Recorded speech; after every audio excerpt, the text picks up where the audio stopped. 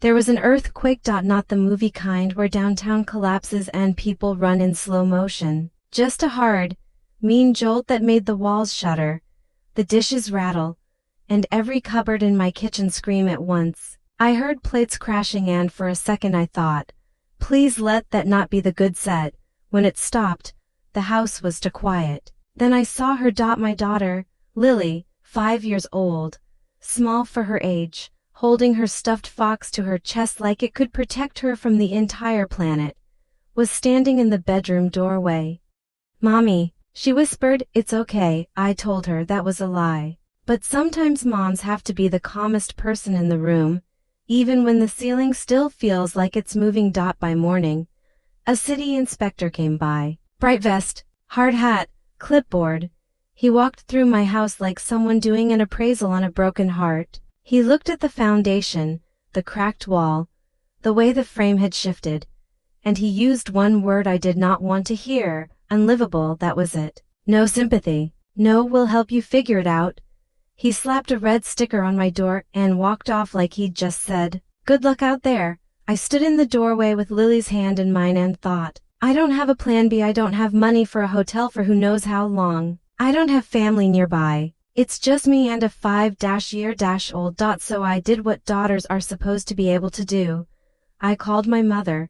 She answered on the second ring. Claire. Hey Mom, I said. There was an earthquake. Our building got tagged. They said we can't stay here. Can we come stay with you for a few days? And she said it so fast, so warm, so loving. Of course, honey. You can come. And I almost cried right there because I was so relieved. That's what family is supposed to be. The place you go when everything shakes. Back then, I didn't ask the question I should have asked. I didn't say, me and Lily. I didn't double check that when she said you can come, she meant the little girl I've been raising for years. Because who calls their own mother to confirm they can bring their child? My parents lived 5 hours away in the same house I grew up in. With them right now was my older sister Jessica, her boyfriend Derek, and Jessica's 3 kids from her first marriage. Yeah, it was a full house, but they had spare rooms, couches, a basement, a den. And more than that, they were family. They knew I was a single mom. They'd met Lily. They knew our situation. So Lily and I packed fast. A few outfits, toothbrushes, her stuffed fox, 1 bag of snacks. While I was buckling her into the car seat, she looked up at me with those big brown eyes and asked, is our house really broken? Yeah, baby, I said. Just for now. Is Grandma's house big? Big enough, I told her. We drove 5 hours. By the time we pulled into my parents' driveway, the sun was setting and the porch light was on, the way it always was when I used to come home for holidays. For a second, I felt 12 again. For a second, I felt safe. My mom, Margaret, opened the door before I even knocked. Claire, you made it, she said, smiling. Then she saw Lily and the smile froze. Oh, you brought her. For one heartbeat, I waited for the joke. I waited for her to say, I'm kidding, come in, of course both of you stay. I waited for the grandma reaction. But it didn't come. Yeah, I said slowly. Kind of hard to leave a 5-year-old home alone. My mom blinked, suddenly flustered. We just thought it would be you. The house is packed, Claire. Jessica's here with the kids. Derek's using the den for work. The basement's a game room. There's nowhere to put another child. Behind my leg, Lily whispered. I can sleep on the couch. My mom gave her this tired, polite little smile. Sweetheart, it's not that simple. I looked at her. It's simple enough for Jessica's kids. They live here, she said. Right. They live here. Translation, you don single quotes t. Just then, Jessica walked in, perfect hair, phone in hand, like she was walking through her own house, because she was. Hey Claire, crazy about the quake, right? I saw it on the news. Glad you're okay, but yeah. We're totally out of beds. Lily's face turned red. Her hand tightened on my coat like she was trying not to cry. My mom folded her arms. You can stay. We can make it work for a few nights. But maybe Lily could stay somewhere else. It's just a lot of chaos for a little one. For a second, I honestly thought I misheard her. Without the child, I said. My mom nodded like she was being reasonable. Just until things settle down. Lily's voice cracked. I'll be good, Grandma. My mom smiled at her the way people smile at stray animals. It's not about being good, honey. It's just a full house. From the back room, I heard kids yelling and a video game blaring and Derek talking way too loud for a workspace. I let out one short laugh. Right? Wouldn't want to disturb Derek's office. It's a workspace. He shouted from the den. Sure, I said. Very professional. That was when Lily actually started crying. Not the loud tantrum cry. The small embarrassed one. The I didn't know I was a problem one. Mom, I said, looking right at Margaret. You think I'm leaving her? You said we could come, Claire. She said, calm, like I was the one creating drama. Please don't make this harder. Harder than what? I said, harder than telling your granddaughter she doesn't fit. Don't be dramatic, she said, and that was the moment I realized this was never about space. This was about priority. And we weren't it. I zipped up Lily's coat. Come on, sweetheart, she sniffed. Where are we going? Somewhere with space. I didn't slam the door. I just walked out. Their laughter floated through the walls as I left. They went back to their evening like nothing happened. The motel was 5 blocks away. Neon sign, $30 a night. Color TV written like it was 1992. I checked in without making eye contact with the clerk. The room smelled like bleach and old cigarette smoke. Lily lay down on the bed and fell asleep before her shoes were even off. She was exhausted from the drive, from the fear, from the rejection. I sat on the other bed and stared at the ceiling. There was a crack running straight down the middle, splitting the room into 2 halves. Fitting. That was us now. Me and them. A clean break. Around 3 in the morning, Lily mumbled, "Are we going home soon?" Soon, I said. I didn't cry. I just said, noted. 3 days later. They were the ones panicking, but to understand why. You have to understand something about the house I grew up in. On the outside, it looked like a perfectly normal American family. Suburbs, Christmas decorations, matching sweaters for photos. My mom loved looking like we had it together. But inside, there was a rule no one said out loud. There's always a favorite. And it's not you. In our family, the favorite was my older sister Jessica, 2 years older than me, taller, blonder, louder, the kind of kid teachers loved, relatives praised, and my mom bragged about. She could break a lamp and my mom would say, "She's just spirited." One time I got grounded for breathing too close to her science project. My mom would say, "You girls are just different types." My dad, Robert, would say, "Jess is the achiever." Apparently, I was the other type. I learned to make myself small really early. My room growing up, it was a converted laundry room. It was mine because, as my mom put it, you don't need as much space as Jess. Jessica's trophies were in the hallway so people could see them. Her friends would walk through my room to get to the backyard. I started sleeping with headphones on just to pretend I had privacy. When you grow up as someone's afterthought, it becomes your first language. You learn how not to cause trouble. You learn how to be grateful for crumbs. You learn how to say thank you for things that actually hurt. So when I turned 17 and got a full scholarship 5 hours away, I packed without crying. My mom hugged me at the door and said, "We're proud of you." But she said it like an apology. College was the first quiet place I ever lived. No sister barging in, no mom comparing, no dad smoothing things over. I studied social work, maybe because I wanted to help people who actually wanted help, not people I had to chase for love. When I graduated, my parents mailed me a card. Love, Mom and Dad. No visit, no gift. That same summer, Jessica got married and her wedding cost more than my entire 4-year degree. I know because my mom accidentally texted me the message that was supposed to go to Jessica about $400 centerpieces. I laughed. Then I cried. Then I laughed again. Fast forward about 10 years. I'm 32, single, working too much, but stable. I had a small house. I had a steady paycheck. I had a daughter-shaped space in my heart I didn't know was there yet. Then I met Lily. I didn't meet her at a park or through a friend. I met her through work. I was assigned to her mother's case. Her mom, Trina, mid-20s, to do is living week to week. Lily was 2. Big eyes, curls, too serious for a toddler.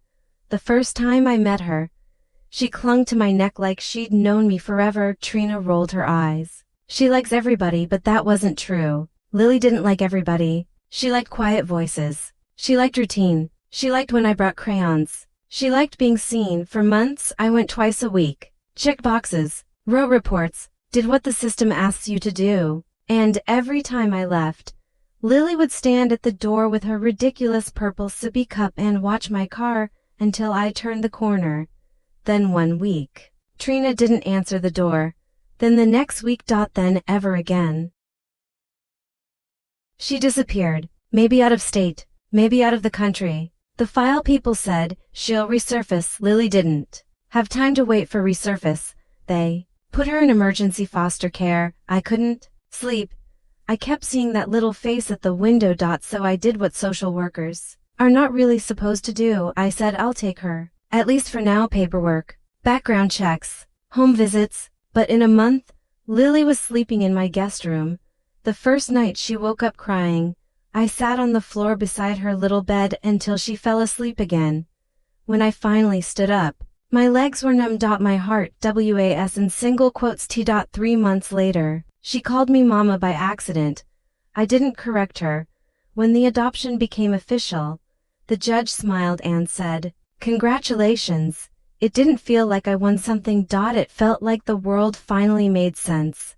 That same night, I called my parents. I said, I adopted a little girl. Her name is Lily. My mom said, "Oh, wow, that's unexpected." My dad said, "Are you sure about raising someone else's child alone?" My sister Jessica texted, "That's so sweet." It was the whole family celebration. Still, I wanted Lily to have grandparents, cousins, family pictures. So that summer, I drove down to introduce her properly. Lily was for then shy but curious. She brought drawings for everyone. Jessica's kids ignored her. My mom accepted the crayon portrait and said, "That's colorful." At dinner, my dad asked, "Does she know she's adopted?" "Not yet," I said. "She's too young." My mom said, "Maybe tell her early. That way she won't think she's really part of the family." I almost choked on my water. Later that night, I heard her whispering to Jessica in the kitchen, "It's not the same. You can't just buy love." That sentence stuck in my ribs, but I kept visiting for Lily, which is why, the night she told me to come without the child, something in me finally cracked that had nothing to do with an earthquake. I didn't sleep that night in the motel. The ceiling crack looked like it was still moving, and every time a truck passed outside, I felt the floor shift beneath me. Not from the earth this time, from me. By sunrise, I'd made a decision. I wasn't going to beg anyone for space ever again. I called Angela, a coworker, part-time saint. The kind of woman who actually means it when she says come over anytime. When she heard what happened, she didn't even pause. "Claire, grab your things. Bring Lily, I've got a spare room. Olivia will love having another kid around." 5 hours later, we pulled into Angela's driveway. Her house smelled like coffee and pancakes, like safety. Her 8-year-old Olivia ran to the door barefoot. "Hi, wanna see my room?" Lily nodded, and just like that, she disappeared into comfort. Angela handed me a mug. "Stay as long as you need." I didn't realize until that moment how long I'd been waiting for someone to say those exact words. That night, for the first time since the quake, Lily slept all the way through. I didn't. My body was calm, but my mind was sprinting. When I was 17, my grandfather left me 1/3 of my parents' house in his will. It was written right there on the deed, tenant in common. I never touched it, never thought of it as mine. It was family property, sacred and touchable. But after being told my daughter wasn't welcome in that house, something in me broke clean. I sat at Angela's kitchen table the next morning, flipping through my insurance forms. When the thought landed fully, if I don't have a room there, why am I still paying for one? Because every month for years, I'd been sending them $200 for upkeep, a small family tax. A peace offering. I opened my banking app and canceled the transfer. One tap, done. It felt like cutting a leash. Then I opened my laptop and typed 4 words.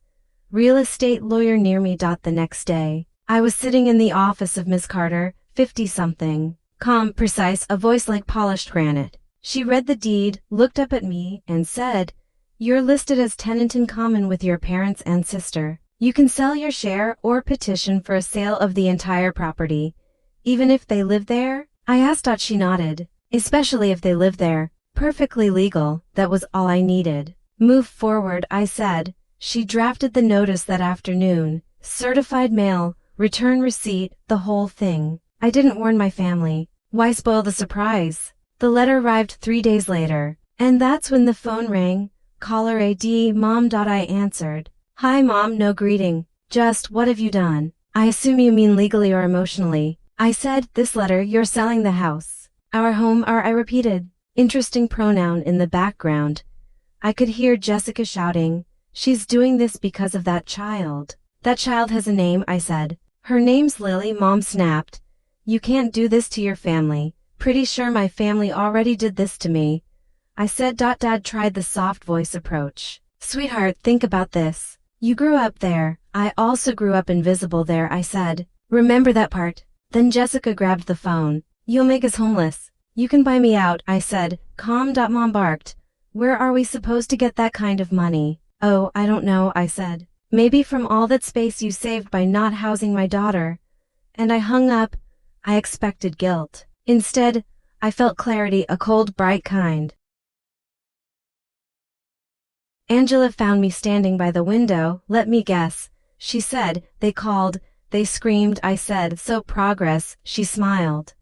We had pie and wine while Lily and Olivia drew chalk flowers on the driveway, their laughter sliced through the heaviness like sunlight through blinds. I thought the earthquake was the worst thing that could happen. Turns out, it was only the opening act. A few days later, Miss Carter called again. Your parents responded, she said. They're claiming they already gave you your inheritance, that they spent your share raising you. I laughed, so my childhood was a loan. It's a delay tactic, she said, but her tone meant brace yourself. And then came the posts. Jessica wrote on Facebook, some people would evict their own parents just to feel powerful. Mom commented with a heart emoji. Hundreds of likes.